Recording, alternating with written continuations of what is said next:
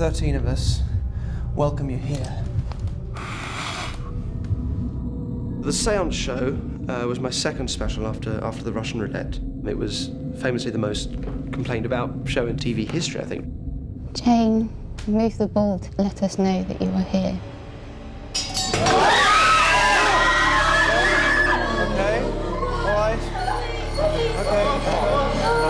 Okay. The idea was that we'd get 12 students in what purported to be a derelict scene of a terrible group suicide.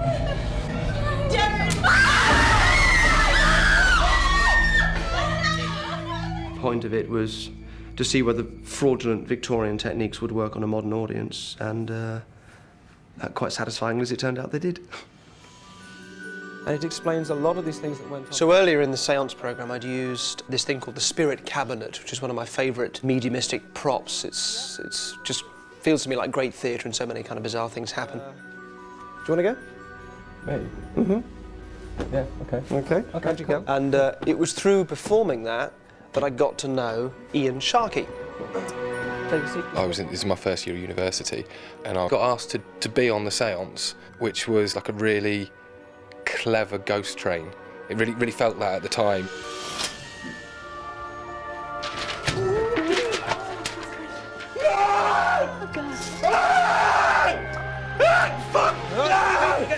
Hang on. What you see, I mean, that was genuine. That's a genuine emotional response from me, and was genuine fear. You've broken it. What happened? I don't know. I just needed to get out. I don't feel right. That's really weird. Talk me through it. I remember really feeling, I have to know how he does that. I've just got to know. Ian was studying creative writing, so I said to him, do you want to come and write on the show? Yeah, feel. And that was it. We became great friends, and now he's my creative other half.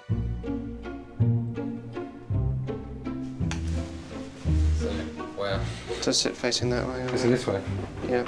Yeah, got the old Ouija board out today. We are going to run through some really early ideas. But hold the pointer around the other way so it taps. I think the tapping will be. Sometimes we just like to kind of try these half ideas on their feet and see what they kind of look like. So that's our fun job for today. Is this creepy with a real automaton? Well, when will Everton win the cup? I don't even know what that means. I think the one thing that really hits you about Derren is his sense of humour. You know, it's when you're working with him, there are days when we're crying with laughter, and then from that, these weird ideas will come. But it's like that every single day, you know. Put the mask on and just slip your top off. We'll carry on. When it comes to actually writing the TV shows, there'll be a 2-week slot. We've got to come up with ideas. We need 2 ideas for specials. Okay, so at that point, that's the only chance you get to think. The writing process with Derren is really interesting. You have to start with the end, so you've got to start with the final stunt and then work backwards to a logical beginning.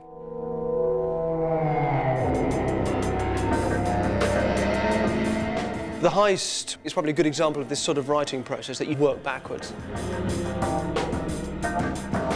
So if you missed the start of the show, this is Gresham Street in the City of London. The Bank of England is just down there. We have a fake security van, a fake security guard, and £100,000 of real money.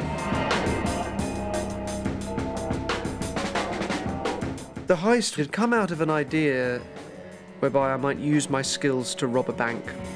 And it just felt like, wouldn't it be more interesting to have somebody else do it? The whole point of Heist is how do you get good people to do terrible things, like an armed robbery. Target is inside.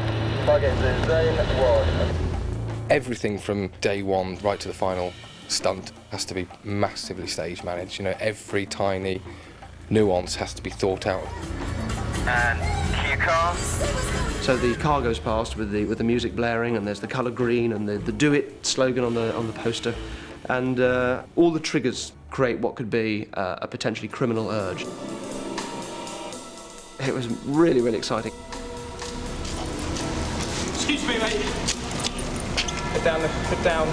Tell you what, mate, you try anything and you're dead, all right? If you've got family, I'm fucking ready to do this. Mate, if you move, I swear to God, you're dead, mate.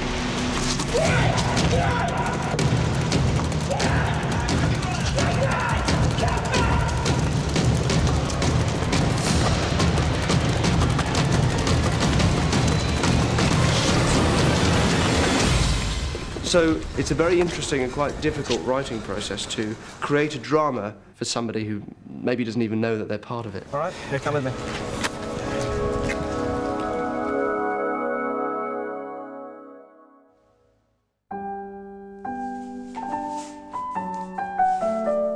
I've always painted portraits really since I was very small.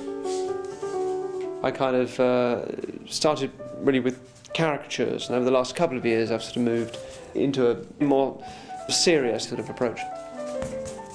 And I love it. It's sort of my big hobby. Especially when the job you do is essentially quite a public thing, it's quite nice to have something that balances that at home. You know, it's a treat.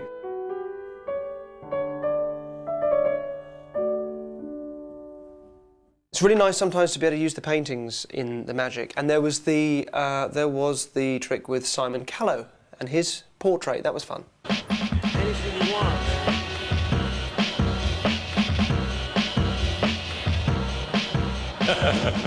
Everybody, from Judi Dench downwards, just said, you must do this. This is just the most exciting thing that will ever have happened to you in your life.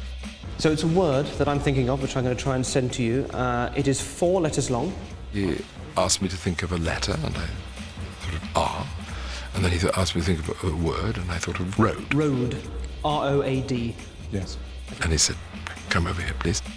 And he told me to look at the eyes, and I looked into the eyes, and there, in the whites of one of the eyes, was written the word. That's extraordinary. Road.